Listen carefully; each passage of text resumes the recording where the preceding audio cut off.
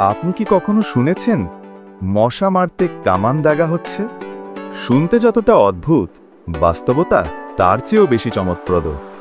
এখন মশা মারার জন্য ব্যবহার হচ্ছে লেজার প্রযুক্তি, ঠিক যেন কোনো বৈজ্ঞানিক কল্পকাহিনী বাস্তবে রূপ নিচ্ছে।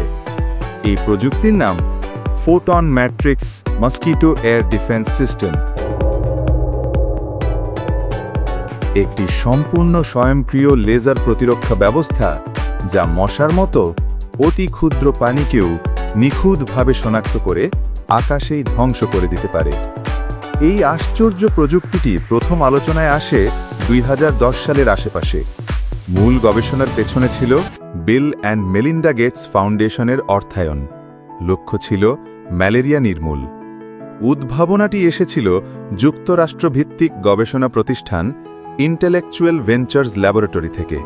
এই প্রকল্পের নেতৃত্বে ছিলেন একজন বিস্ময়কর মস্তিষ্ক, ন্যাথান মায়ারভোল্ড, মাইক্রোসফটের সাবেক সিটিও। কিভাবে কাজ করে এই প্রযুক্তি? ফোটন ম্যাট্রিক্স সিস্টেমটি একটি লেজার গ্রিড তৈরি করে, যা একটি নির্দিষ্ট এলাকাকে ধরে নেয় স্ক্যানিং জোন হিসেবে।